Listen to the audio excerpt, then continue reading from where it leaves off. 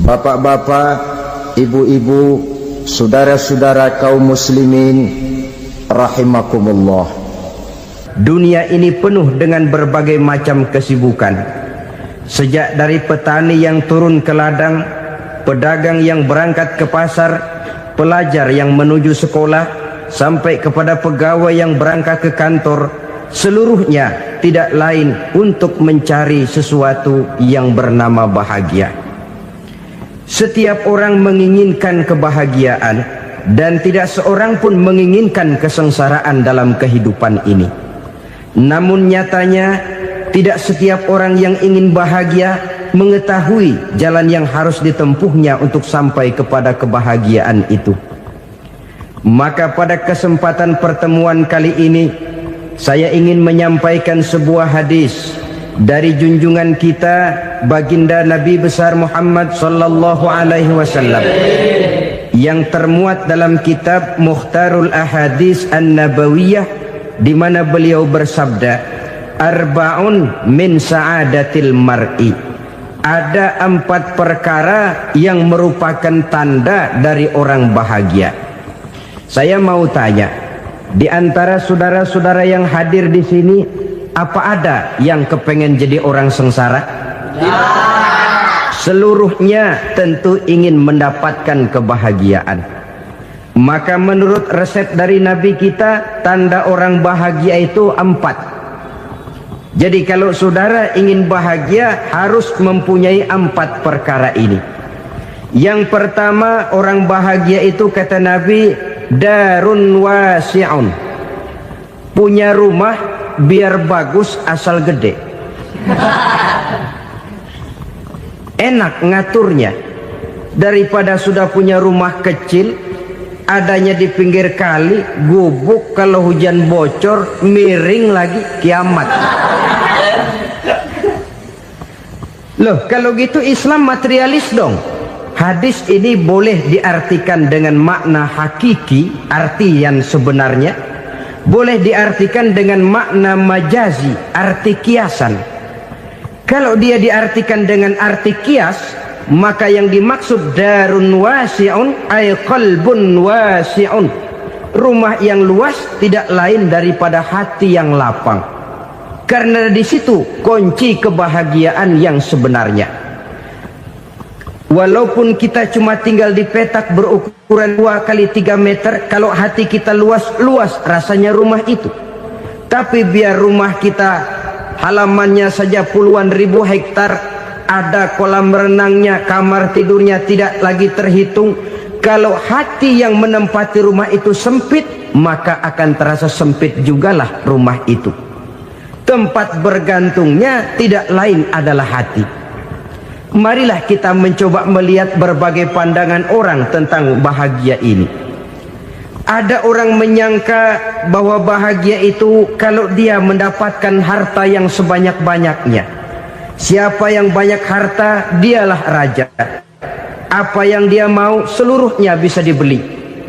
Keamanannya, dia bisa menyewa petugas. Seluruh fasilitas untuk menyenangkan kehidupannya bisa dibeli. Pendeknya, hartalah segala-galanya dalam kehidupan. Sampai ada pepatah mengatakan, innad darahima fil amakini kulliha taksur rijala mahabatan wa jalala. Sesungguhnya harta, dinar, dirham, uang di mana-mana selalu bikin hebat orang yang memilikinya. Coba lihat, orang yang punya duit sama yang enggak punya duit, jangan gaya hidupnya, gaya jalannya aja lain. Wahia lisanun liman arada fasahatan, wahia silahun liman arada qitala. Uang adalah senjata yang paling ampuh bagi orang yang mau pergi perang, dan lidah yang paling fasih bagi orang yang mau bicara. Kalau bicara dengan lidah macet, cobalah bicara dengan harta, lancar. Sampai ada pepatah demikian, segalanya bisa diatur dengan harta. Maka di kalangan orang yang berpandangan semacam itu, seluruh kegiatan hidupnya hanya terfokus kepada bagaimana mengumpulkan harta yang sebanyak-banyaknya. tidak peduli halal haram, tidak kenal sore pagi siang dan malam, tidak sempat sujud, jauh dari agama, jauh dari kehidupan yang bersifat ruhaniyah, jauh dari Allah dan sebagainya, sampai dalam Al-Quran dikelompokkan dalam kelompok yang dinamakan lumazah. Allazi jama'a malahu wa 'addadah yahsabu anna malahu akhladah. Mereka mengumpul-ngumpulkan harta sebanyak-banyaknya dan menyangka bahwa harta yang banyak itu dapat mengekalkan hidupnya, mengekalkan kekayaannya, mengekalkan kebahagiaannya. Saudara hadirin yang berbahagia, kalau pandangan hidup ini benar, artinya kalau harta memang merupakan satu-satunya hal yang dapat membuat orang bahagia, tentu di rumah mewah tidak akan pernah ada tangis derita. Tentu di satu tempat di mana fasilitas hidup serba menunjang tidak ada yang namanya penderitaan. Tapi suka dan duka, sedih dan gembira, senyum dan tawa adalah milik setiap orang, baik dia punya harta maupun dia tidak punya harta. Nyatalah bahwa harta semata-mata bukan merupakan jaminan bahwa orang akan bahagia, walaupun tanpa harta orang sulit untuk bahagia. Saya mau cerita, ada orang super kaya, namanya Aristotle Onesimus, raja tanker Yunani. Dia punya kapal tanker saja konon sampai 11 banyaknya. Punya perusahaan penerbangan yang disebut Olympic Airlines, punya hotel di berbagai kota besar di dunia ini, sejak dari New York, London, Paris, Rome dan sebagainya. Bahkan punya pulau yang dia namakan Pulau Scorpio. Ini kan namanya sudah kaya nggak tanggung-tanggung, punya pulau.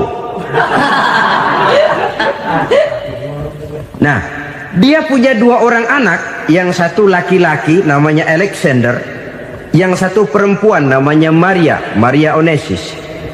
Seluruh harapannya tertumpah kepada anak lakinya Alexander ini, yang akan meneruskan usahanya, meneruskan kekayaannya, meneruskan dinastinya. Apa yang terjadi? Ternyata anak yang dia harapkan yang bernama Alexander ini mati muda dalam kecelakaan pada waktu dia olahraga. Apa olahraganya? Namanya olahraga anak orang kaya, golongan jet set. Olahraganya olahraga pesawat terbang. Jatuh, ya nggak kapungut, habis mati. Tinggal satu anak perempuannya, Maria Onesimus. Tapi anak perempuan ini juga malah urakan. Terakhir dia pacaran, bahkan kemudian kawin sama orang Rusia. Rupanya Aristotle Onesimus ini broken. Kekayaannya yang berlimpah ruah, perusahaannya yang begitu banyak, siapa yang akan meneruskan? Siapa yang akan menggantikan? Sampai kemudian dia mengurung diri di Pulau Scorpio dan mati di sana secara mengenaskan. Seorang multi jutawan, seorang yang super kaya, mati menyendiri di pulau sepi. Ibarat kata pepatah, anak ayam mati di lumbung. Bukan kekurangan makanan, keurugan makanan. Begitu kehidupan Aristotle Onesimus. Dan banyak orang-orang yang sudah demikian kaya sampai dibingungkan oleh kekayaannya sendiri. Telusurilah kehidupan David Rockefeller misalnya, Henry Ford misalnya, Adnan Khashoggi misalnya. Multi jutawan yang kadang-kadang dibuat keder oleh kekayaannya sendiri. Pantas ketika Imam Ali ditawarkan orang, "Ya Ali, kalau kepadamu disuruh pilih ilmu atau harta, kau pilih mana?" Ya jelas pilih ilmu dong. Kenapa? Pertama, ilmu kalau kita berikan kepada orang lain tambah. Tapi harta kalau kita berikan kepada orang lain kurang. Saudara punya uang 10.000, dibagi orang 5.000, jelas uang saudara berkurang. Tapi saudara punya ilmu, diberikan kepada orang lain bisa, saudara pun makin mantap. Tidak lantas jadi bodoh karena ngajarin orang. Saudara bisa Fatihah lalu mengajarkan orang Fatihah. Orang bisa, saudara pun makin hafal. Tidak lantas setelah diajarin orang ilmunya hilang. Begitu datang dia minta orang, tolong ajarin saya Fatihah, udah habis, nggak ada.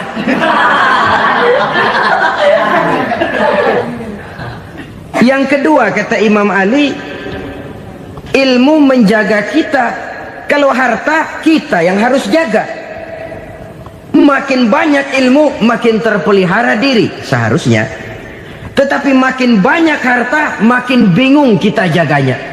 Sampai kadang-kadang kalau perlu seluruh keliling rumah dipasangi alarm.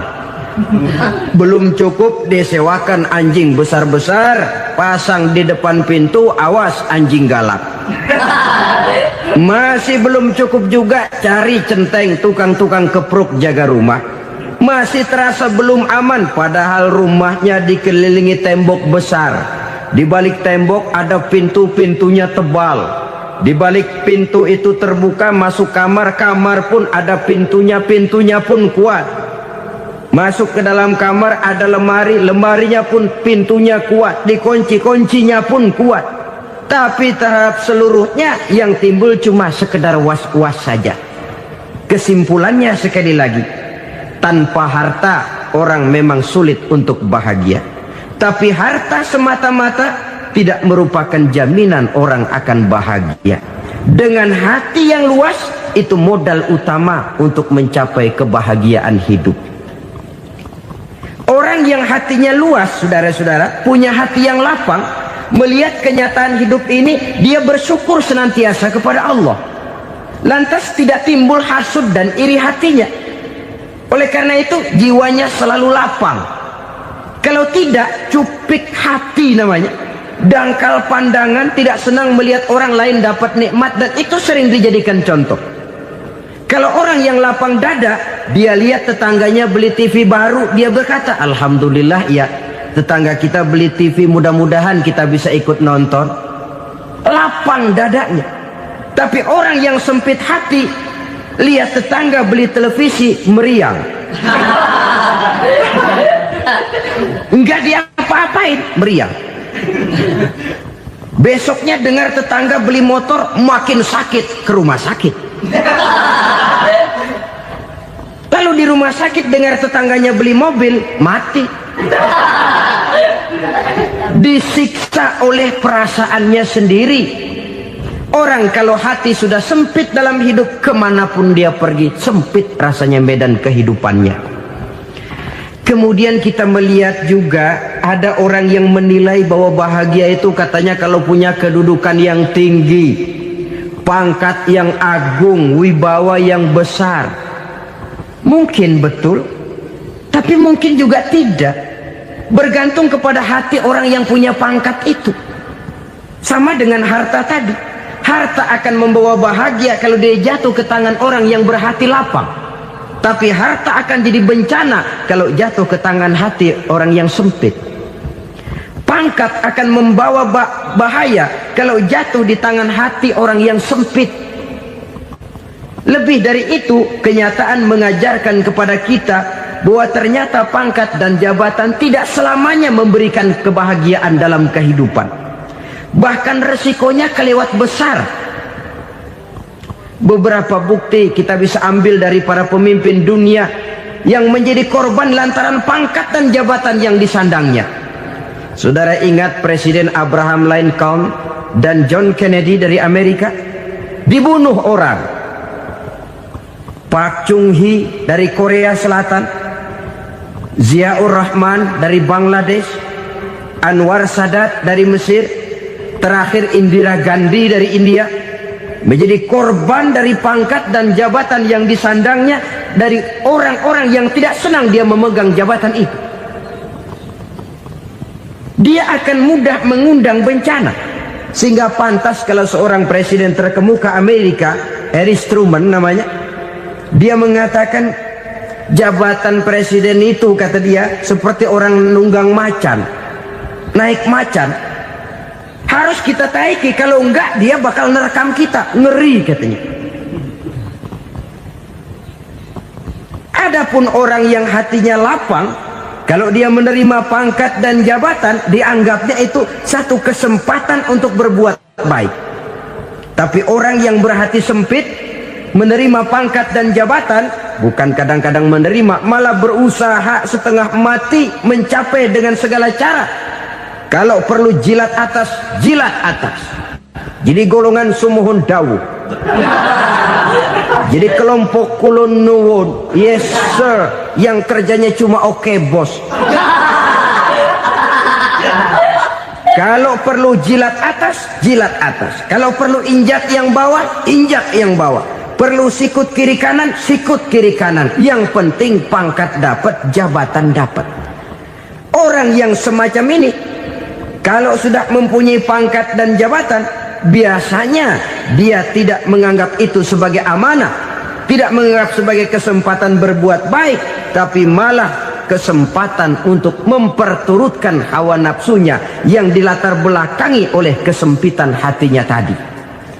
Apalagi kalau orang memperoleh pangkat karena banyak mengeluarkan uang. Seakan-akan pangkat dan jabatan itu sekarang macam proyek, pakai tender. Siapa yang berani bayar segini, naik. Nggak berani, minggir. Padahal logikanya, kalau orang mencapai satu jabatan karena banyak mengeluarkan uang, hampir bisa dipastikan bahwa setelah jabatan itu dia pegang, langkah pertama yang akan dilakukannya ialah berusaha bagaimana uang yang dia keluarkan supaya kembali. Ya paling kurang pulang modal dulu dong. Soal mikirin rakyat soal nanti, tapi ini modal harus pulang. Itu celakanya kalau orang memperoleh pangkat dan jabatan cuma karena banyak mengeluarkan uang. Jarang orang yang mempunyai keyakinan dan pandangan bahwa pangkat dan jabatan merupakan amanah. Jadi sekali lagi, pangkat dan jabatan mungkin saja membawa kebahagiaan kalau jatuh ke tangan orang yang berhati lapang. Tapi bisa jadi bencana kalau dia jatuh ke tangan orang yang mempunyai hati yang sempit. Dan lagi-lagi stresnya hati yang lapang. Lalu sebagian orang, saudara, ada yang berpandangan katanya bahagia itu kalau jadi orang terkenal, mempunyai popularitas, menjadi idola di kalangan remaja, di kalangan orang tua, di segala lapisan masyarakat. Padahal makin populer orang, makin terikat dia. Ya kalau macam kita ini kan nggak punya nama, nggak populer, tengah malam buta mau nongkrong di warung Tegal aman. Tapi pangkat, jabatan, kedudukan, popularitas menyebabkan kita diikat dengan berbagai macam peraturan.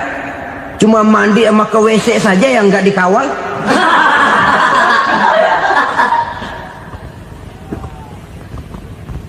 Benarkah popularitas, ketenaran membawa kebahagiaan? Mungkin.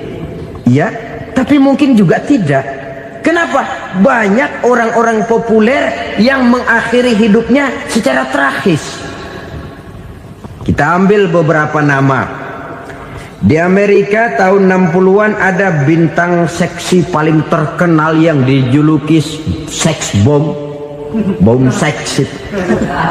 Sampai sekarang jadi legenda, namanya Marilyn Monroe. Singkatan dobelnya itu inisialnya MM, Marilyn Monroe. Terkenal, top, sampai dia mati tahun 62. Namanya sekarang masih saja dibicarakan orang. Kenapa dia bunuh diri? Tidak punya hartakah dia? Banyak. Kurang populerkah dia? Seluruh dunia mengenalnya. Sejak rakyat kecil sampai pejabat tinggi dia punya hubungan. Kenapa? Jenuh. Dia terlahir dalam keadaan yatim. Setelah itu tidak lama dia berangkat remaja, ibunya meninggal. Pindah dari wanita asuh ke wanita asuh sampai 12 orang ibu angkatnya. Dan kekecewaan yang paling parah, setiap laki-laki yang dekat dengannya hanya seperti kapal berlabuh. datang dan pergi silih berganti, padahal dia merindukan seseorang yang bisa melindungi hidupnya. Dia rindukan itu dan dia tidak pernah menemukan. Itu yang akhirnya menyebabkan dia minum pil tidur kelewat dosis, minum obat tidur kebanyakan, ya tidur terus sampai sekarang.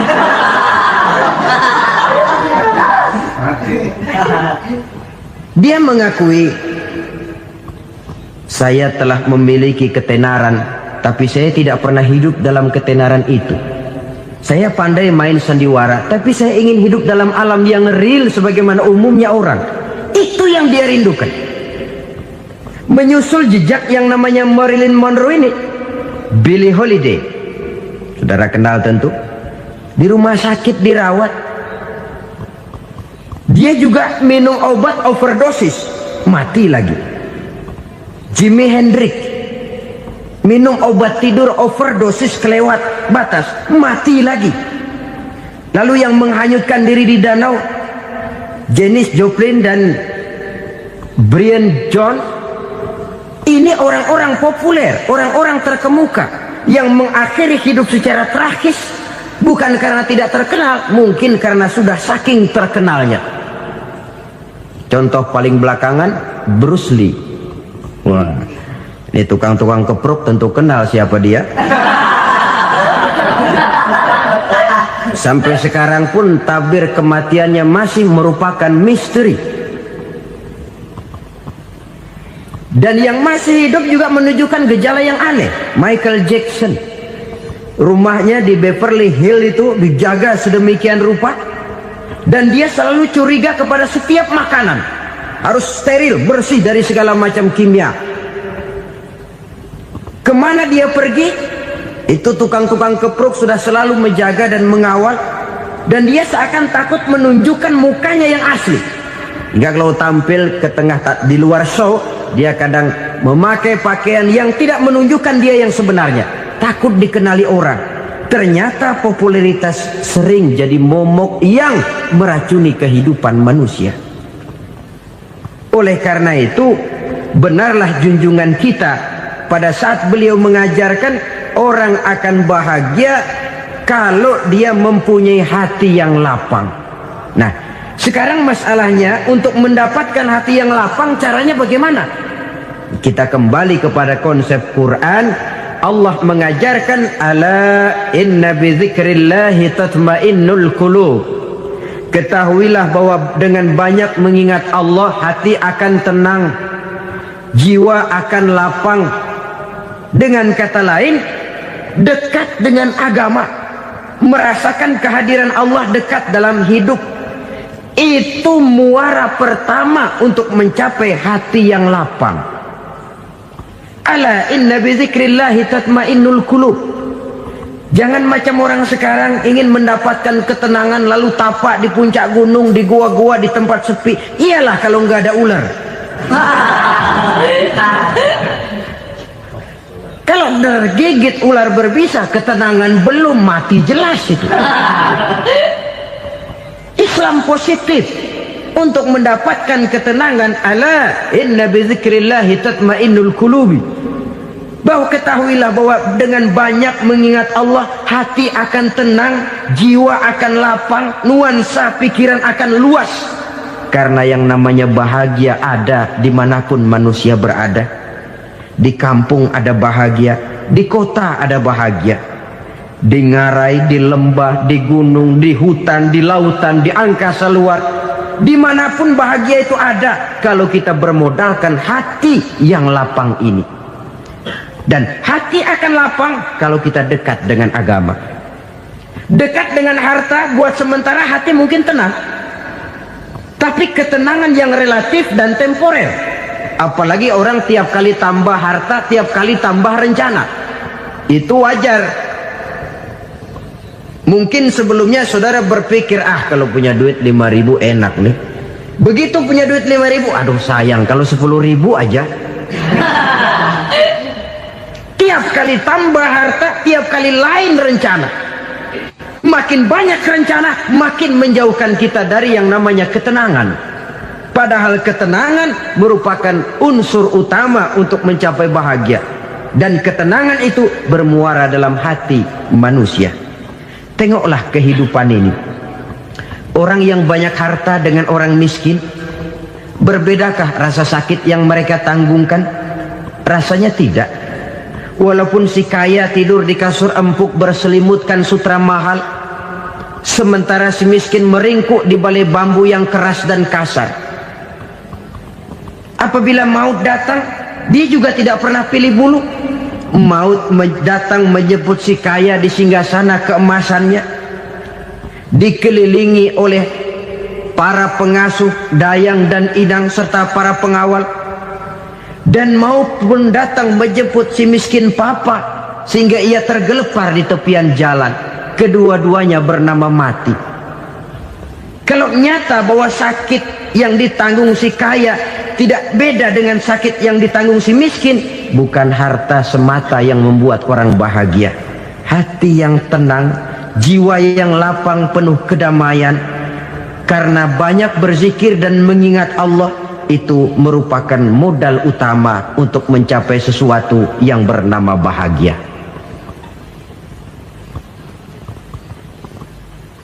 Saudara hadirin yang saya hormati, inilah yang pertama dari 4 ciri yang digambarkan oleh Nabi tentang tanda-tanda orang bahagia. Dan harus berangkat dari yang pertama ini, hati yang lapang.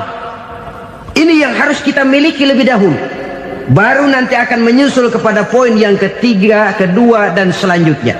Sebab kalau hati sudah terisi dengan jiwa yang lapang, seluruh persoalan insya Allah akan bisa kita atasi dengan sebagaimana mestinya. Yang kedua sekarang, tanda orang bahagia menurut baginda Nabi, markabun syariah. Orang bahagia itu, kata beliau, punya kendaraan biar cepat asal lancar. Artinya kemana dia mau pergi mudah. Apa maksud hadis ini? Kalau kita kaji lebih dalam, kendaraan itu kan alat transportasi. Transportasi tidak lain adalah usaha memudahkan komunikasi. Pindah dari situ kepada teori bahwa manusia adalah zon political, makhluk bermasyarakat yang tidak bisa memenuhi kebutuhan hidupnya secara sendirian. Kita memerlukan keberadaan orang lain dalam kehidupan ini. Untuk memakai baju saja kita sudah perlukan petani yang tanam kapas, pabrik yang memintal kapas jadi benang, pabrik yang menenun benang jadi kain, sampai kepada mesin jahit, sampai kepada tukang jahit. Itu cuma untuk memakai pakaian saja. Tidak seorang pun di antara kita yang sanggup memenuhi kebutuhan hidupnya secara sendiri. Kita perlu orang lain. Maka kebebasan dalam arti mutlak, kebebasan tanpa batas, itu tidak mungkin ada dalam kehidupan. Karena kita mengadakan yang disebut interaksi sosial. Setiap kegiatan kita tentu melibatkan orang lain. Menurut kita barangkali kita bebas jalan di jalan raya semaunya, tapi orang lain berkendaraan pun merasa bahwa ini ada juga jalan haknya, dan begitu selanjutnya. Oleh karena itu, maksud dari kendaraan yang cepat ini adalah khulatuhu ma'as solihin. Lingkungan pergaulannya terdiri dari orang-orang soleh. Pergaulannya luas. Kemana dia pergi ada temannya. Kesulitannya ada tempat dia cerita. Dan kesulitan kalau sudah diceritakan kepada orang lain, taruh kata orang itu tidak bisa menolong, namun menceritakannya kepada orang yang kita percayai, kan paling kurang sudah mengurangi beban jiwa, mengurangi tanggungan batin, merasa masih ada tempat kita cerita. Maka lebih baik orang awam yang mau bergaul ketimbang orang setengah alim tapi ngunci pintu. Sebab nantinya akan timbul sikap picik, cupik pandangan, dan tidak luas menghadapi kenyataan dalam kehidupan ini. Namun yang harus kita garis bawahi, pergaulan memang mesti luas. Namun jangan sekali-kali lupa bahwa pergaulan sangat besar pengaruhnya dalam ikut membentuk kepribadian manusia. Sehari-hari bisa kita bilang, Kalau kita dekat sama tukang minyak wangi, sekalipun nggak dibagi minyaknya, baunya tentu dapat. Betul? Tapi dekat sama tukang elas, walaupun nggak kena apinya, asapnya mesti kena. Kalau Syauqi mengatakan lebih jelas lagi, man asyaral asrafa asa musyarrafan wa muasyiral anzali ghairu musyarrafin. Awalam taral jildal hakira muqabbalan bisagri lamma sara jildal mushaf. Siapa yang bergaul dengan orang mulia, dia bakal ikut menjadi mulia. Tapi siapa yang berteman dengan orang hina, dia tidak bakal ikut menjadi mulia. Tidakkah kau lihat, kata Syauqi, kulit kambing yang hina pun dicium orang ketika menjadi kantong Quran. Kulit kambing hina, kalau dia sendirian gak ada yang mau cium.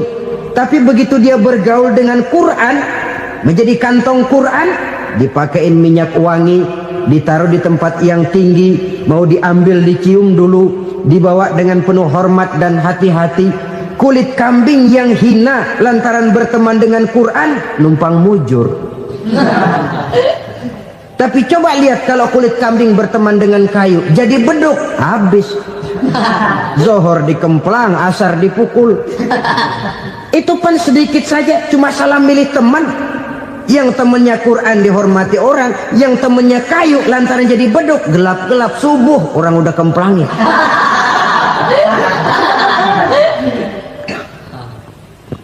Maka terutama kepada adik-adik remaja yang masih mencari identitas diri, yang ibarat kaset masih kaset kosong, mudah diisi oleh apapun, pandai-pandailah memilih teman dalam bergaul.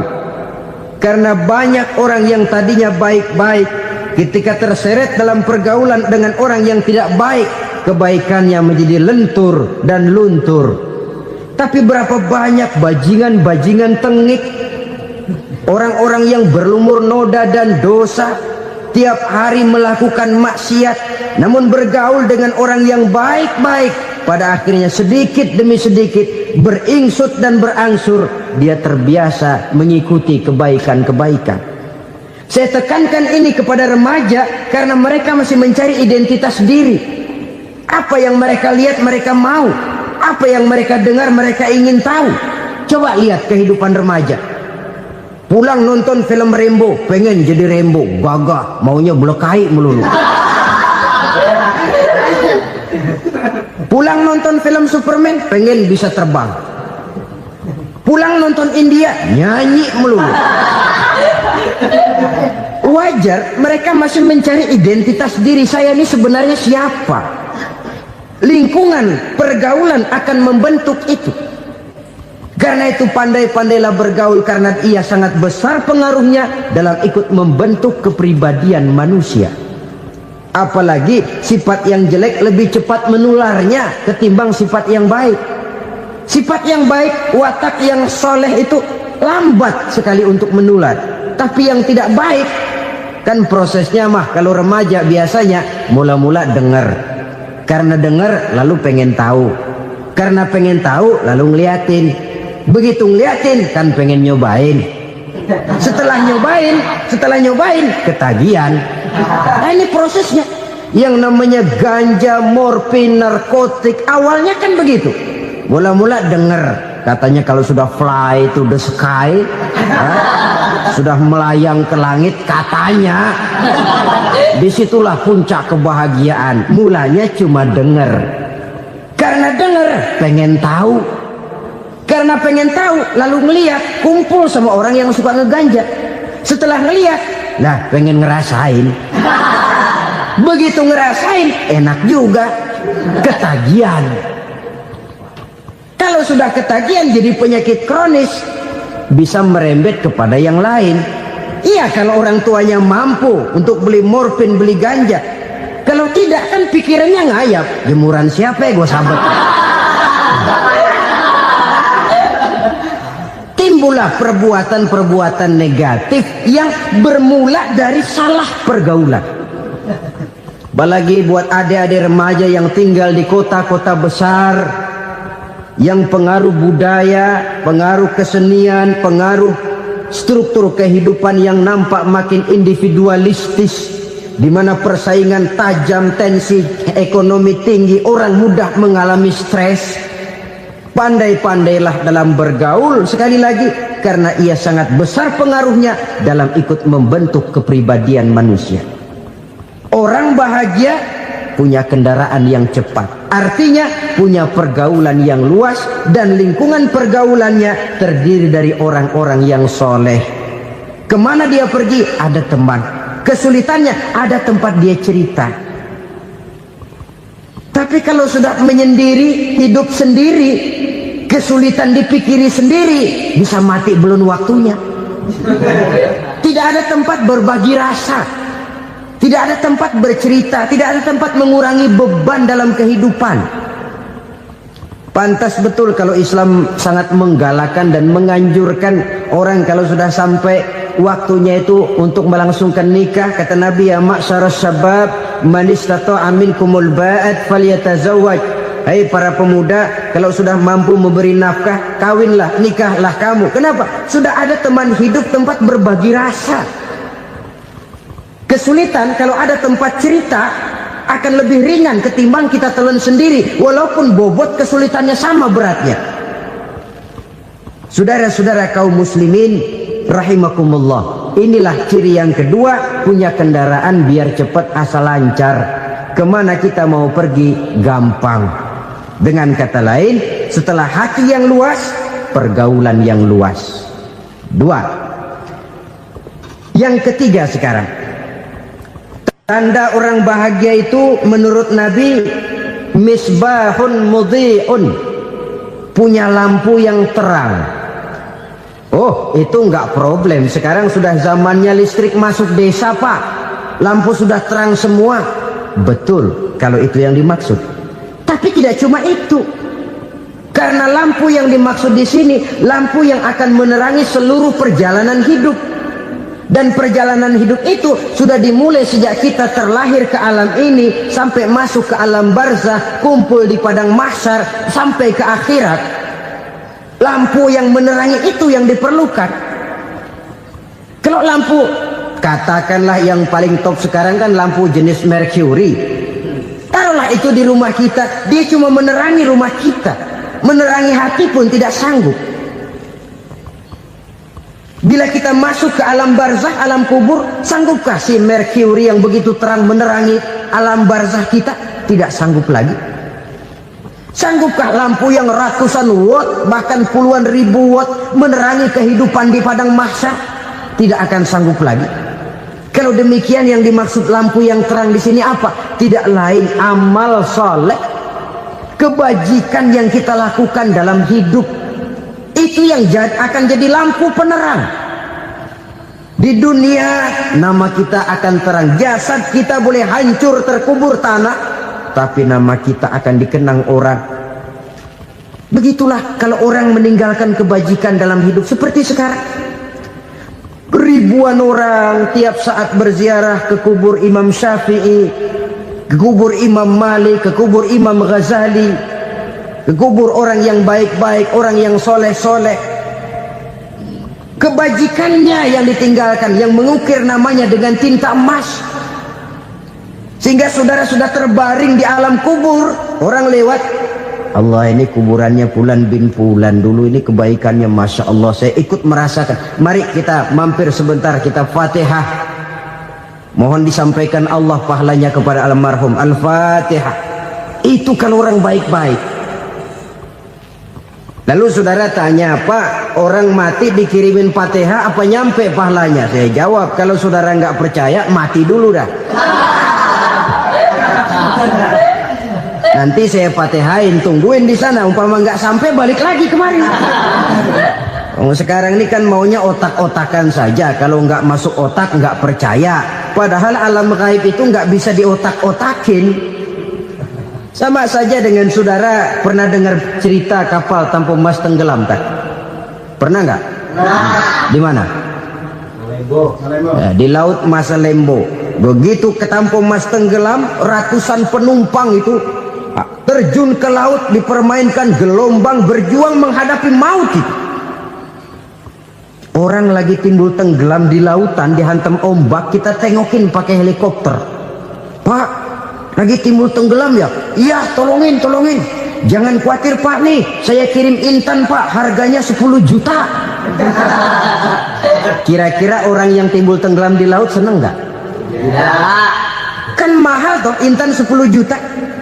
Kenapa dia nggak senang? Karena intan 10 juta dalam kondisi seperti itu tidak sanggup menyelamatkan dia.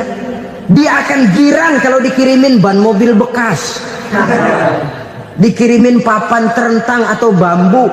Intan yang 10 juta dia nggak girang, ban mobil bekas yang 1000 perak tuh pegang, itu yang dia girang betul. Inilah sebabnya Nabi berkata, mal mayyitu fi qabrihi illa kal ghariqil mutaghawwis. Orang yang meninggal di alam kuburnya seperti orang timbul tenggelam di lautan. Yantaziru da'watan min ahli, menunggu doa dari keluarganya yang masih hidup. Duh, bapak saya sudah meninggal, saya sayang benar sama dia. Kirimin kulkas ke kuburannya Itu sama saja dengan tadi orang tenggelam di lautan dikirimi intan yang harganya 10 juta, tidak sampai. Begitulah kalau kebajikan yang kita tinggalkan dalam hidup, sudah mati pun kubur kita masih diziarahi orang. Tapi kalau jahat yang kita tinggalkan, boro-boro lah orang mau doa lewat dekat kuburan kita juga serem. Tuh bajingan no, dulu mati dipendem di situ tuh. Jangan lewat situ, ntar kesurupan, jangan. Lewat saja orang ngeri. Konon lagi membacakan Fatihah dan mengirimkan doa. Hidup pada hakikatnya adalah kesempatan untuk berbuat baik. Maka sekali kesempatan itu diberikan, manfaatkan dengan sebaiknya. Sebab kesempatan kedua tidak akan pernah ada. Kesempatan berbuat baik di sini, di akhirat sudah pembalasan namanya. Sekali kesempatan itu dicabut, dia tidak akan pernah dikembalikan lagi. Kata Iqbal, hidup tidak mundur ke belakang, Bung. Berhenti diinjak orang, mundur hancur. Tidak ada kata mundur dalam hidup ini. Berhenti diinjak orang, mundur kecebur. Tidak ada kata lain, harus maju dalam kehidupan dalam artian yang positif. Hidup adalah kesempatan untuk mengumpulkan kebajikan yang sebanyak-banyaknya. Di situ nilai daripada manusia. Sekarang ini memang nggak kelihatan kok, orang yang banyak pahala sama yang banyak dosa nggak kelihatan kok. Barangkali kalau habis bikin dosa palanya pada benjol, mungkin orang takut sama dosa. Tapi sekarang sama saja, orang yang banyak dosa dengan yang nggak banyak dosa jalan bareng dari belakang, sama, nggak kelihatan beda. Tapi ada waktunya di mana pahala memegang peranan, di mana dosa diperlihatkan. Sama saja kalau kita bawa mobil siang, lampu kan nggak begitu berfungsi. Apa lalu bilang, alah ini lampu berat-beratin, copot-copotin aja dah. Tidak perlu begitu. Kenapa? Pada suatu saat malam senja akan datang. Bila matahari terbenam, senja pun datang, gelap mulai merayap, disitulah baru terasa perlunya lampu. Pahala begitu. Sekarang orang yang nggak ada pahalanya nggak kelihatan dalam kehidupan. Tapi pada suatu saat senja kehidupan akan datang. Ajal merenggut nyawa, malam merayap, dan hidup mulai diliputi kegelapan di alam barzakh. Dikala itu kalau nggak punya lampu, alangkah malangnya kita. Sebab amal yang baik, kata Nabi, di alam barzakh itu akan diciptakan menjadi perempuan yang cantik menemani kita.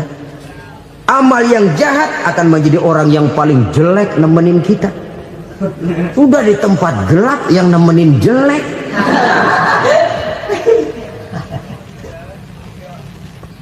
Kaum muslimin rahimakumullah. Kalau demikian masalahnya, tergantunglah kita pandai memanfaatkan waktu. Al-waktu kasayf, waktu itu cepat sekali. Yang namanya waktu itu tahu-tahu. Tahu-tahu udah tahun 87. Tahu-tahu udah begitu. Tahu-tahu yang kemarin anak-anak, sekarang udah pada punya anak. Tahu-tahu saja itu. begitu cepat waktu berlalu. Kalau tidaklah pandai kita memanfaatkannya, akan rugi kita.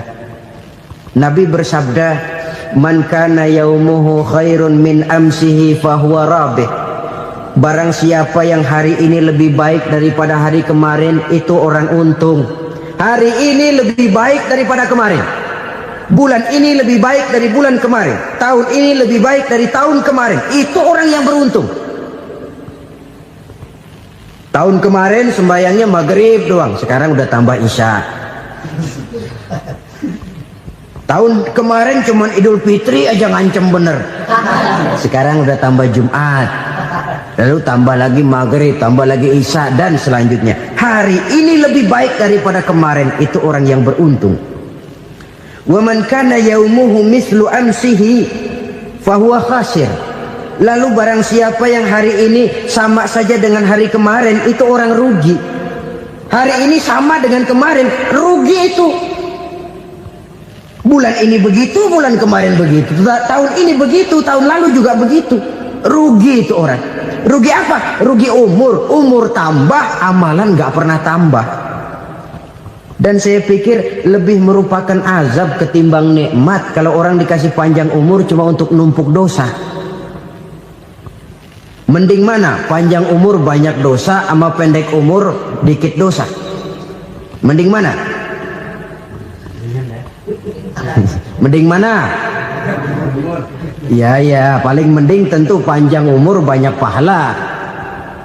Tapi kalau tidak, sekali lagi, lebih merupakan azab ketimbang nikmat kalau orang diberikan panjang umur tapi cuma untuk sekedar menumpuk dosa. Kehilangan kesadaran bahwa dunia bukan terminal akhir dari satu perjalanan. Dia cuma halte di mana kita berhenti sebentar untuk menuju kepada terminal yang hakiki. Saudara-saudara kaum muslimin rahimakumullah, inilah lampu yang akan menerangi kehidupan, amal yang kita lakukan di dalam kehidupan. Jadi yang dimaksud dengan lampu yang terang, kebajikan yang kita kerjakan dalam hidup. Nah, setiap orang di awal tadi saya bilang ingin bahagia. Bahagia itu kan hakikatnya kumpulan senang dan selamat.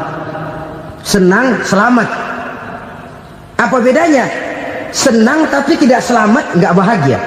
Selamat tapi nggak senang, nggak bahagia orang. Contoh, kalau orang korupsi, duitnya banyak, senang dia, tapi keselamatannya. Ada tentara baris di samping rumahnya udah bingung, padahal tentara latihan.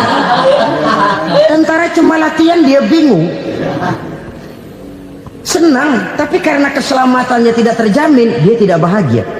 Sebaliknya pegawai negeri jujur benar, cuma segaji-gajinya, selamat nggak korupsi tapi melarat, ya nggak bahagia juga, kurang senang. Kesenangan dan keselamatan untuk dunia saja, ya sekali lagi, kalau cuma sekedar untuk dunia saja, bisa dibeli pakai uang, bisa dibeli pakai uang. Saudara ingin selamat, bisa dibeli pakai uang. Saudara ingin senang, bisa dibeli dengan uang. Tapi setelah mati, masuk ke alam barzah, habis kekuasaan uang. Nggak bisa lagi beli keselamatan pakai uang. Tidak mungkin lagi membeli kesenangan dengan uang. Di situ pahala yang megang peranan. Makin banyak pahala, makin banyak saham untuk membeli kesenangan dan keselamatan, untuk memperoleh yang namanya bahagia. Dan jangan lupa loh, di alam barzah kita nggak sebentar, menunggu datangnya kiamat. Loh iya, kalau kita begitu dikuburin terus kiamat datang, untung. Tapi kalau masih harus 1000, 2000, puluhan ribu tahun yang akan datang, dalam satu penantian yang begitu lama, tanpa saham untuk memperoleh kebahagiaan, satu kemalangan yang tidak ada pernah putus-putusnya. Janganlah tergelincir oleh kebahagiaan sebentar yang menipu dengan mengorbankan kebahagiaan hakiki yang berjangka panjang. Apa artinya senyum sejenak kalau harus ditebus dengan tangis seumur hidup? Biarlah kita minum jamu, pahit memang, getir memang, tapi kan besok badan sehat. Daripada sekarang minum sirup, manis memang, enak memang, tapi bibir pada jontor besoknya. Sirawan, batuk, nggak karu-karuan. Banyak orang tertipu oleh kesenangan yang sebentar, padahal laisa kullu ma yalma'u zahaban. Belum tentu semua yang berkilat itu emas, belum tentu semua yang gemerlap itu intan. Karena itu marilah manfaatkan kesempatan yang diberikan Allah ini untuk mengumpulkan kebajikan yang sebanyak-banyaknya. Yang terakhir sekarang, yang keempat, tanda orang bahagia kata Nabi. Zaujatun salihah. Orang bahagia itu tanda yang keempat kata Nabi, punya istri biar cakep asal taat. Sudah surga itu, cakep taat. Istri kayak gitu, kalau belum mati jangan dikuburin dulu. Sudah cakep taat lagi, tapi kadang-kadang enggak, udah jelek ngadat melulu. Apa yang mau dipilih? Sebab itu Quran mengatakan istri pakaian untuk suami, suami pakaian untuk istri. Kenapa suami istri diibaratkan pakaian? Alangkah tingginya gaya bahasa Quran ini. Suami istri teman hidup, hidup perjalanan panjang. Sejak kita dalam rahim sudah ada hidup kan di sini. Sampai ke alam dunia, masuk ke alam barzah, kumpul di padang mahsyar, sampai menuju akhirat, itu perjalanan hidup. Carilah istri atau suami teman hidup yang membawa manfaat tidak hanya kehidupan di dunia ini, sampai di alam barzah, sampai di padang mahsyar. Suaminya mungkin meninggal lebih dulu, atau istrinya mungkin meninggal lebih dulu, tapi suami atau istri yang masih hidup berbuat kebajikan. Suami saya meninggal, ada hartanya, saya sedekahkan, niat pahala untuk almarhum suami saya. Ini teman hidup, tidak dibatasi dan tidak bisa dipisahkan oleh maut sekalipun. Zohirnya mungkin pisah, badannya mungkin pisah, tapi hatinya, jiwanya, kebersamaannya dalam menghadapi kehidupan. Karena itu saudara-saudara, bahasa Quran indah. Suami istri diibaratkan seperti pakaian. Apa fungsi pakaian?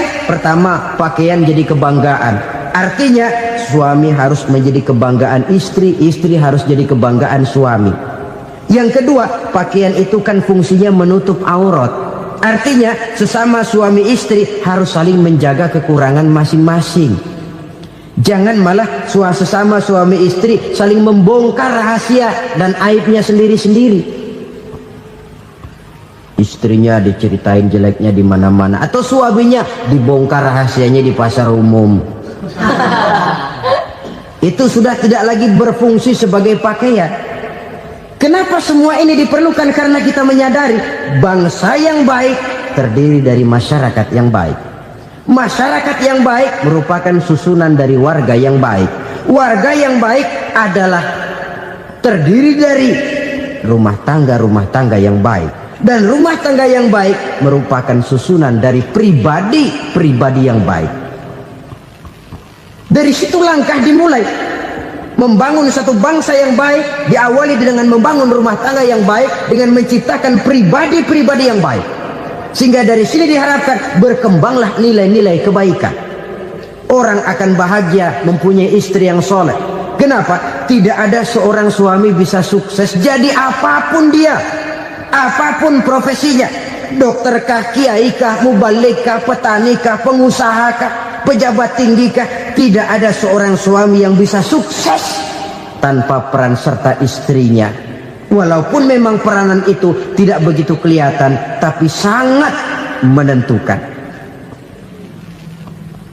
Karena itu, saudara hadirin yang saya hormati, Islam sangat menghargai kaum wanita, memberikan kedudukan yang tinggi sepanjang tidak mematikan kodrat kewanitaannya. Nah, kalau sudah kesuksesan ini diawali dari rumah tangga, karier di masyarakat mudah untuk dikejar. Tapi keberantakan di rumah tangga merupakan kegagalan pertama di tempat lain. Nah, inilah saja yang dapat Al-Fakir sampaikan pada pertemuan kali ini. selalu berusaha menyimpan sesuatu yang bisa membawa manfaat, baik untuk dirinya, untuk anak cucunya, maupun untuk keluarganya, untuk masa kini dan masa depannya. Kadang simpanan itu berbentuk uang, kadang berupa tanah, lain saat berbentuk pabrik, dan lain sebagainya. Sementara masa depan yang paling pasti adalah akhirat. Jika untuk masa depan dunia kita rela memeras keringat, membanting tulang, pergi pagi dan pulang petang, menyimpan uang, menyimpan tanah, menyimpan pabrik, pernahkah kita merenung jika satu saat kiamat datang, kita dibangkitkan dari kubur masing-masing, berdiri di padang mahsyar untuk mempertanggungjawabkan seluruh kegiatan hidup kita di dunia ini, lalu kita akan menuju ke alam akhirat. Sudahkah kita mempunyai simpanan untuk akhirat kita? Pada pertemuan kali ini saya ingin menyampaikan sebuah hadis di mana Rasulullah sallallahu alaihi wasallam bersabda, "Arba'un min kanzil jannah." Simpanan sorga ada 4 macam. Yang pertama, ikhfa'us sadaqah, menyembunyikan sedekah. Saudara-saudara kaum muslimin, sebagaimana yang kita maklum bahwa Allah Subhanahu wa taala melebihkan sebagian rezeki dari kita terhadap yang lain. Ada yang kaya, ada yang setengah kaya, ada yang miskin, ada yang setengah miskin, dan selanjutnya. Ada yang gajinya kecil tapi penghasilannya gede. Ada yang penghasilannya gede tapi nggak punya gaji. Ada juga yang memang gajinya gede dan penghasilannya gede. Kelebihan rezeki merupakan sunnatullah dan tidak harus membuat kita merasa lebih dari yang lain. Bahkan sebaliknya, kelebihan itu harus membuat kita ringan tangan untuk menolong mereka yang memang memerlukan pertolongan. Kalau saudara diberikan ilmu, maka pertanyaan akhirat cuma satu: ilmumu kau amalkan untuk apa? Kalau saudara diberikan umur yang panjang, pengadilan akhirat juga bertanya satu: umurmu kau habiskan di mana? Tapi kalau saudara diberikan harta, pengadilan akhirat akan bertanya 2: hartamu kau dapat dari mana? Kau belanjakan kemana? Dari mananya ditanya dan kemananya juga ditanya. Oleh karena kita akan dimintakan pertanggungan jawab, maka amanah yang bernama harta ini harus kita gunakan dengan sebaik-baiknya. Ada penggunaan yang merupakan kewajiban, itu zakat namanya. Ada penggunaan yang sewaktu-waktu, itu infak namanya. Ada yang lebih sewaktu-waktu lagi, dan itu sedekah namanya. Zakat dia terikat oleh haul dan nisab, oleh putaran batas waktu dan ukuran dari harta itu sendiri. Sedangkan infak terikat oleh situasi dan kondisi perekonomian seseorang. Sedangkan sedekah tidak terikat dengan apapun. Dalam kondisi seperti apapun kita bisa melakukan sedekah dengan yang terkecil sekalipun. Sampai-sampai Rasulullah sallallahu alaihi wasallam mengajarkan, la tahkiranna minal ma'rufi syai'an walau an talqa akhaka biwajhin talik. Atau ada hadis, tabassumuka fi wajhi akhika laka shadaqah. Senyumanmu kepada temanmu adalah sedekah. Jadi untuk melakukan sedekah tidak harus dalam berbentuk uang. Dengan ilmu kita bisa sedekah, dengan tenaga kita bisa bersedekah, dengan pikiran kita bisa bersedekah, bahkan senyum kepada teman itu pun sedekah. Jadi kalau sedekah dengan uang memang belum punya uang, nyengir aja banyakin. Itu asal pada tempatnya, jangan lalu ketemu tiang listrik cengengesan. Tentu tidak pada tempatnya dan tidak wajar. Nah, sedekah yang paling dicintai Allah adalah sedekah yang disembunyikan. Artinya, jauh dari sifat riya. Kan kadang-kadang ada orang sedekah itu disebutkan namanya, apa tidak bagus? Kalau memang niatnya ikhlas, ya bagus-bagus saja untuk memberikan sugesti kepada yang lain. Si Fulan bin Fulan nyumbang sekian, diumumkan. Boleh kalau niatnya untuk memberikan rangsangan kepada yang lain supaya dia menyumbang lebih besar dari orang tadi. Tapi kalau itu mendatangkan riya, maka sedekah yang paling dicintai Allah adalah sedekah yang disembunyikan. Tangan kiri saja tidak tahu apa yang diberikan oleh tangan kanan. Sedekah yang dilakukan dengan ikhlas akan merupakan perbendaharaan surga, tersembunyi dari pandangan orang lain, tidak seorang pun tahu. Karena memang sikap yang baik adalah melupakan kebaikan dan mengingat kesalahan. Itu salah satu ciri orang bahagia. Orang yang selalu mengingat kesalahannya dan berusaha melupakan segala kebaikannya. Kalau dia akan ada kebaikan, dia tidak bisa ikut, dia merasa rugi karena dia merasa belum pernah berbuat baik. Tapi kalau akan melakukan kesalahan baru, dia ingat kesalahan yang sudah-sudah, sehingga terhalang baginya untuk melakukan satu kesalahan baru. Demikianlah saudara-saudara, bahwa Allah melebihkan rizki sebagian kita dari yang lain, agar terjadi tolong-menolong dalam kehidupan ini. Jadi kesenjangan yang nature, kesenjangan yang alami, itu sunnatullah. Ada yang kaya, ada yang miskin, ada yang kelas menengah. Nah, kenapa lalu sekarang kita berusaha mengentaskan kemiskinan? Oleh karena adanya kesenjangan struktural. Kalau yang kaya bisa semakin kaya, kenapa yang miskin tidak bisa naik jadi ikut sedikit kaya? Sebab pada dasarnya Islam adalah agama yang sejak turunnya sudah berupaya memerangi kemiskinan. Bahkan dikatakan kemiskinan itu mendekatkan kepada kekufuran. Orang kalau miskin udah dekat banget sama kafir. Gampang menjadi kafir. Berapa banyak saudara-saudara kita yang oleh karena soal perut, oleh karena soal materi, terpaksa meninggalkan dan menanggalkan akidahnya, menjual petunjuk yang diberikan Allah dengan kesenangan dunia yang cuma sebentar ini. Na'udzubillah summa na'udzubillah. Jadi makin kita sembunyikan satu sedekah, semakin banyak perbendaharaan kita di surga. Sedekah yang paling dicintai Allah adalah sedekah yang disembunyikan. Malahan ada seorang sufi, dia punya kebiasaan kalau pergi sholat Jumat dia bawa uang, itu uang dia taruh di bawah tikar masjid. Dia niat sedekah kepada siapa saja yang nemuin itu duit. Maksudnya apa? Supaya yang nemuin nggak tahu siapa yang punya duit itu. Demikian dia saking ingin menyembunyikan sedekahnya. Karena sifat riya itu bisa memakan amal kita sendiri. Riya itu termasuk menyebut-nyebut kebaikan kita. Orang yang suka nepuk dada, sedikit-sedikit ngitungnya kalau nggak gua. Tuh kalau nggak gua tuh yang belas itu kalau nggak gua. Iya kalau nggak lu kenapa emang?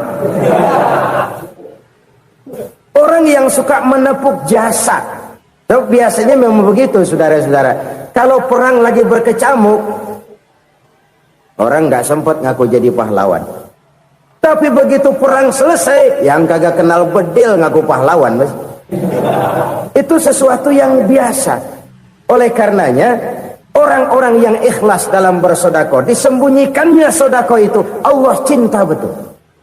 Malahan ada hadis memberikan jaminan, inna sedaqatal mar'il muslimi tazidu fil umri wa tadfa'u mitatas su'i. Sesungguhnya sedekahnya seorang mukmin tazidu fil umri, bisa menambah umur panjang, wa tadfa'u mitatas su'i, dan menyelamatkan manusia dari mati secara su'ul khatimah. Jadi siapa yang kepengen panjang umur, banyaklah sedekah. Yang bosan hidup, pelit terus. Sedekah menambah panjang umur dan menyelamatkan manusia dari mati secara su'ul khatimah. Pak, katanya umur itu nggak bisa ditambah, nggak bisa dikurangin. Kapan? Kalau ajal sudah datang. Fa idza jaa ajaluhum la yastakhiruna sa'atan wa la yastakdimun. Kalau ajal datang tidak bisa dimajukan, tidak bisa dimundurkan. Itu kalau ajal sudah datang. Tidak bisa lagi umur ditambah dikurangi, sudah datang. Tapi kalau belum datang, itu kan haknya Allah. Mau ditambah, mau dikurangi, hak prerogatif Allah. Sebagai pencipta manusia, Allah maha kuasa dan maha mampu. Sedekah ini menambah panjang umur dan menyelamatkan manusia dari mati secara su'ul khatimah. Itu orang mati kan sama ya, kondisinya mati, nggak nafas. Tapi hakikat mati kan lain-lain. Ada yang mati itu husnul khatimah, baik akhirnya. Misalnya lagi ngaji mati, lagi sholat mati, lagi sedekah mati. Ini yang dinamakan dengan husnul khatimah, baik di akhirnya. Sebaliknya ada yang su'ul khatimah, jelek di akhirnya. Ini yang jadi catatan akhir. Lagi nyekek botol, mampus. Lagi banting kartu, modar.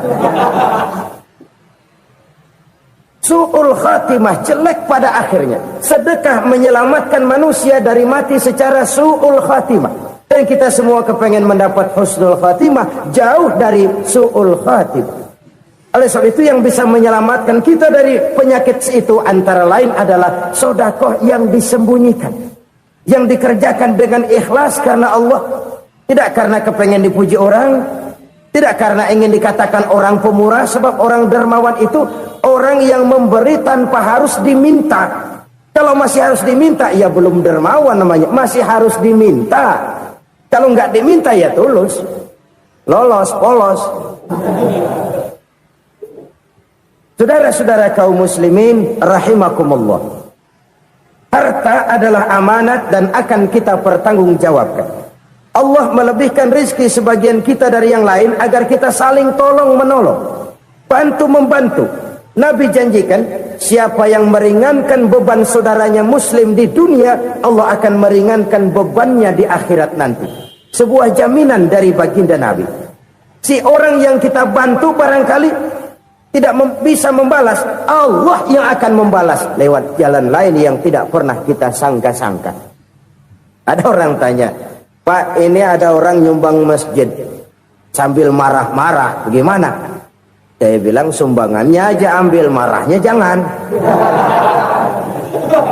Marahnya jangan diambil, itu urusan dia. Saudara-saudara kaum muslimin rahimakumullah, umat Islam ini kan umat yang punya potensi besar. Kadang kita merenung, kenapa kadang-kadang pembangunan masjid kok lambat sekali? Kalau hotel hari ini peletakan pertama, bulan depan peresmian. Supermarket hari ini peletakan batu pertama, minggu depan peresmian. Tapi kalau sudah yang namanya masjid, kadang-kadang peletakan batu pertama sekaligus jadi batu terakhir. 3 tahun, 4 tahun, campur nebar jalak di jalanan, duit dijaring kayak ikan sepat. Apa tidak ada orang Islam yang kaya? Banyak. Apa tidak ada pengusaha muslim yang jadi konglomerat? Ada. Lalu yang belum banyak itu yang komit terhadap nilai-nilai agamanya. Akhirnya kita jatuh jadi umat yang lemah. Belum ada pengusaha konglomerat muslim buka pabrik supermi cap beduk misalnya umpamanya atau pabrik kecap cap sorban supaya identitas keislamannya sedikit kelihatan. Kita jatuh jadi umat yang lemah karena potensi tidak terinventarisir dengan baik. Kita ini ibarat kompor yang cuma matengin nasi orang lain. Potensi kita dimanfaatkan oleh orang lain. Ukhuwah Islamiyah kita baru terbatas kepada silaturahmi. Ukhuwah di bidang ekonomi kita lemah, ukhuwah di bidang kebudayaan kita lemah, apalagi ukhuwah di bidang politik kita lebih rapuh lagi. Padahal ukhuwah itu adalah totalitas kehidupan manusia, menyangkut ipolek sosbud, memerlukan nilai-nilai ukhuwah. Jadi oleh karena itu mari kita menyadari, di dalam harta kita, walaupun kita yang cari, pergi pagi, pulang sore, peras keringat, banting tulang, di sana ada harta anak yatim. Di sana ada hak masjid. Di sana ada hak pesantren, di sana ada hak jihad. Berbahagialah seseorang apabila dia oleh Allah dijadikan keran. Keran itu menyimpan air, tapi tidak untuk dirinya, tapi disalurkannya kepada mereka yang memang memerlukannya. Saudara-saudara kaum muslimin rahimakumullah, ini yang pertama. Jadi perbendaharaan surga adalah menyembunyikan sedekah. Orang lain nggak tahu, kita pun nggak pernah ngitung-ngitung. Kita anggap lewat begitu saja, padahal itu deposit akhirat. Satu. Yang kedua, perbendaharaan surga itu apa? Wa kitmanul musibah, menyembunyikan kesulitan. Kadang orang takut menghadapi kesulitan, tapi makin kita merenung, hidup ini kan sebenarnya urusan. Takut sama urusan, ya jangan hidup. Tandanya orang hidup itu kalau punya urusan. Urusan melupakan problem. Problem sering menimbulkan kesulitan. Kesulitan bukan untuk ditakuti, tapi untuk diatasi dan dicarikan jalan keluarnya. Siapa sih orangnya yang gak pernah sulit-sulit? Makin tinggi status sosialnya, makin gede urusannya. Makin tinggi kualitas imannya, makin berat tingkat kesulitannya. Cuma memang yang namanya enak itu seperti pelangi. Biang lala itu nggak pernah di atas kepala kita, di atas kepala orang melulu. Lo sih enak lo, kata kita. Dia juga bilang yang enak kan lo. Pelangi itu nggak pernah di atas kepala kita. Kata tukang beca, aduh enak ya naik Mercy. Kata tukang beca, apa yang di dalam mobil Mercy? Aduh enak bener tukang beca, di jok ngeringkuk ngorok pulas bener. Saya kamar pakai AC sejuk, tempat tidur sutra empuk, alga spring bed, kulak kulik nggak bisa pulas kalau belum minum Valium, belum tidur. Enak bener tukang beca, di jok ngorok nggak tahu wetan kulon. Si tukang beca bilang yang di Mercy enak, yang di Mercy bilang tukang beca enak. Inilah enak, nggak pernah di atas kepala kita, di atas kepala orang lain melulu enak itu. Nah, saudara-saudara, yang merupakan perbendaharaan surga itu orang yang bisa menyembunyikan kesulitan, baik pribadi ataupun rumah tangga. Nih terutama rumah tangga yang jadi soalnya. Kadang-kadang kita ini kalau senang, sebaliknya kalau senang kita diam, kalem aja, cuek. Banyak banget duit kita bawaan, diam aja udah. Malah ketemu orang takut. Tapi begitu susah, sekampung tahu. Padahal Nabi mengajarkan perbendaharaan surga itu menyembunyikan musibah, menyembunyikan kesulitan. Kalau enak, cerita sama orang-orang. Kalau nggak enak, rasain sendiri, tekan sendiri, atasin sendiri. Kita kan sebaliknya, tenang kita diam, asal lagi susah, paling tidak kita nyari teman buat cerita kesusahan. Siapa orangnya yang nggak pernah susah? Cuma soalnya bagaimana kita mengatasi kesusahan itu sendiri. Begitu juga misalnya kalau orang sudah berumah tangga, itu orang tuanya harus menjadi tempat dia cerita yang enak-enak saja. Yang nggak enak rasain berdua, selesaikan berdua, atasin berdua. Jangan dibalik. Asal senang diam, giliran susah saja. Maknya laporan. Terbalik. Bisa menjaga security informasi. Maka nama bayam keluar diam, malah seluitan. Enak amat lo makan daging ayam. Security informasi. Saudara-saudara kaum muslimin rahimakumullah, ujian yang terberat itu yang pernah diberikan kepada para nabi, para rasul, para aulia, para ulama. Makin tinggi keimanan, makin berat bentuk kesulitan. Ayo saya kemukakan satu contoh saja. Ada seorang nabi yang kaya, nabi kaya, namanya Nabi Ayub. Iblis kalau orang begini kan keki, ibadahnya rajin, kaya. Nih yang kayak begini susah digodain. Kalau ibadahnya rajin, miskin, kali bisa disogok. Sini imannya mantap, ibadahnya rajin, kaya, nabi lagi. Oh, tapi namanya iblis nggak kurang akal. laporan. Tuhan, kenapa Les? Ya ini bahasa saya, bahasa Qur'annya sih nggak gitu. Itu hambamu yang namanya Ayub, dia rajin ibadah cuma karena dikasih kaya aja. Coba kasih miskin dia, berhenti dia sembahyang. Ah, kamu bisa aja. Saya tahu Ayub itu hambaku yang ikhlas. Saya buktiin Tuhan, silahkan. Dibuktiin lah, iblis turun ke alam ini. Yang mula-mula dia lakukan, dia rusak sawah ladang Nabi Ayub. Dia binasakan binatang ternak Nabi Ayub. Sehingga dalam waktu singkat, jatuhlah Nabi Ayub dari orang paling kaya, jadi orang paling miskin. Beliau masih ibadah di mihrab dalam masjid. Datang iblis. Saudara Ayub, ya, lagi ngapain? Ibadah. Nyembah Allah, nyembah Allah. Oh, percuma. Kenapa? Tuhan yang ente sembah nih, dia udah bikin miskin ente. Sawah ladang ente hancur lebur, binatang ternak binasa. Sekarang ente jadi orang paling miskin. Ngapain nyembah Tuhan kayak begitu? Tekor. Udah berhenti dah ibadah, berhenti ibadah. Ini iblis sama Tuhan laporannya lain, yang dikerjakan kepada Nabi Ayub juga lain. Benar begitu iblis, kata Nabi Ayub. Iya, sawah ladang saya habis buras, binatang ternak saya binasa, binasa. Saya miskin, bangpak. Apa jawab Nabi Ayub? Bukan innalillahi, ini hebat.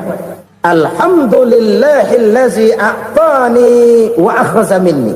Segala puji bagi Allah yang telah memberikan harta kepada saya dan sekarang mengambilnya lagi. Alhamdulillah. Allah yang ngasih, Allah yang ambil. Itu mah urusan Allah. Iblis cuman ibadah jalan terus, sujud lagi Nabi Ayub. Iblis seleher gondok banget. Dasar Nabi nggak mempan dia apa-apain. Miskin malah alhamdulillah. Allah yang ngasih, Allah yang ambil. Jadi kalau kita tidak komit, kita tidak terikat kepada kaya, miskin, senang, susah, apa yang bisa bikin kita susah? Jadikan kekayaan, kemiskinan, jadikan senang, susah sebagai anak buah yang bisa kita atur. Jangan kekayaan ngatur kita, jangan kemiskinan ngatur kita. Kita yang harus mengatur mereka. Senang, susah, kaya, miskin, bahagia, sengsara, jadikan itu anak buah yang bisa kita atur. Kalau sekarang kita kaya, lain saat boleh jadi kita miskin, semiskin-miskinnya. Allah yang ngasih, Allah yang ngambil. Tenaga mana yang bisa menghalangi? Ibadah jalan terus. Iblis makin gondok. Dasar Nabi loh. Akhirnya apa? Nabi Ayub dikerjain, diberikan penyakit. Demikian fatal penyakitnya. Bayangin, udah miskin sakit. Masya Allah. Miskin sakit. Sakitnya nggak lama, kira-kira 16 tahun. Istrinya 3, 2 mental minta ceraiin. Ngerawatin laki bengek begini. Senang belum tentu, susah udah pasti nih. Cerai aja, cerai dah. Cerai.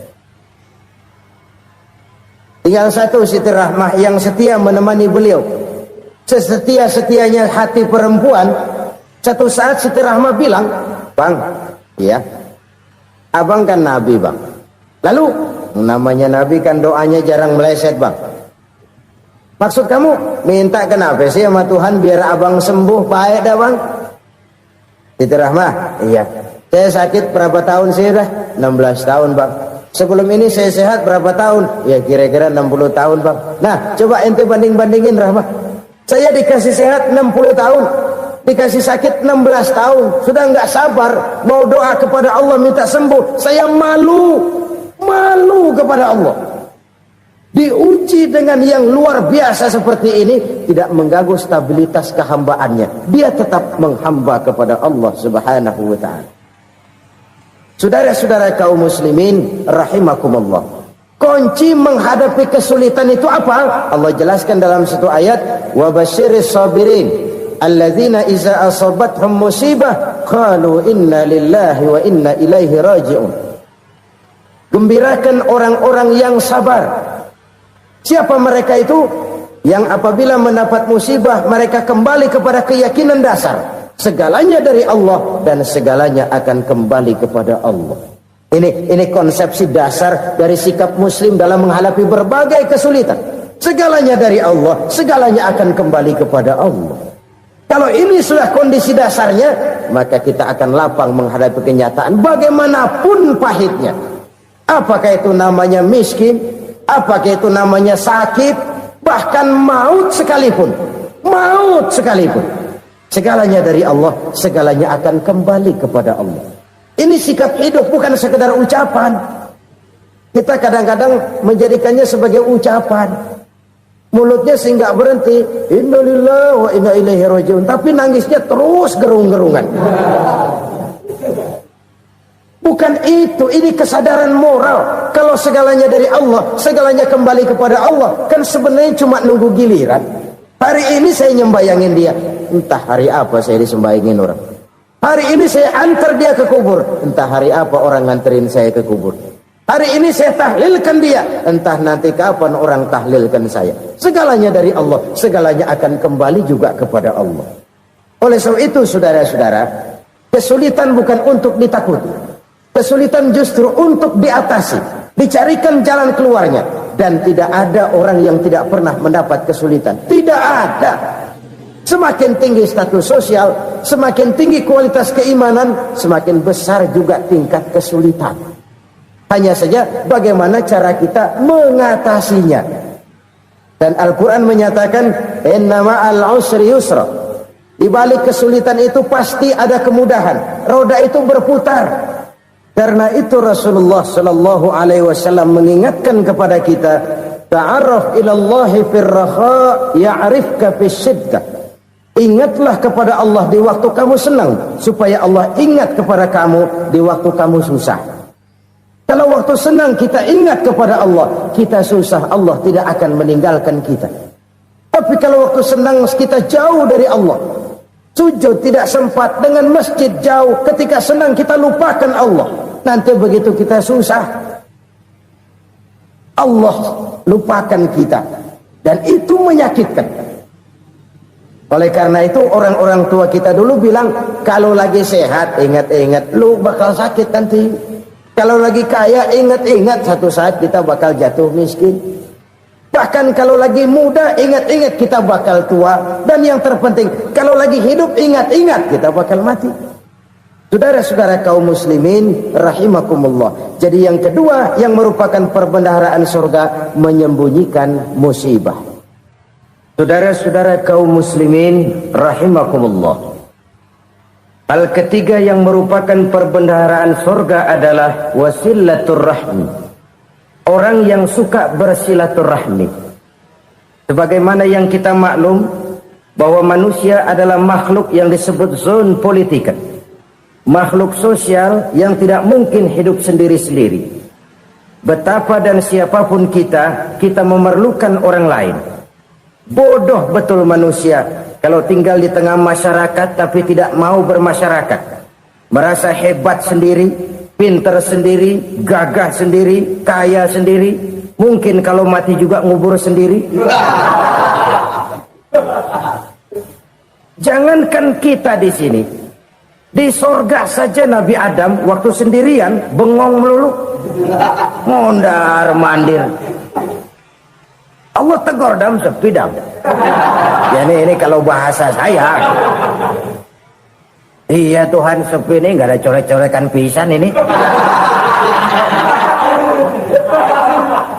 Diciptakan Siti Hawa baru anteng Nabi Adam. Itu di surga. Cobalah. Umpamanya saudara tinggal di Jakarta nih. Kayak bener. Apaan aja di Jakarta punya saudara dah. Jembatan Semanggi ambil. Monas buntel bawa pulang. Hotel-hotel ambil semua. Cuman tinggal di Jakarta sendirian, apa enaknya? Betapa dan siapapun kita perlu orang lain. Tidak ada seorang pun yang bisa memenuhi kebutuhan hidupnya secara sendiri-sendiri. Nah, Islam telah menyelamatkan manusia dari ras diskriminasi, mengikat manusia dengan persaudaraan yang berlandaskan kepada akidah. Karena itu dianjurkan bersilaturahmi. Bahkan Nabi menyatakan, man arada ayyubsata lahu fi rizqihi wa yunsa'a fi atharihi falyasil rahimah. Siapa yang kepengen diluaskan rezekinya dan dipanjangkan usianya, banyaklah ia bersilaturahmi. Siapa yang kepengen dimudahkan rezekinya, hendaknya ia banyak bersilaturahmi. Kalau banyak teman, kesulitan kan paling tidak ada tempat cerita. Udah susah sendirian.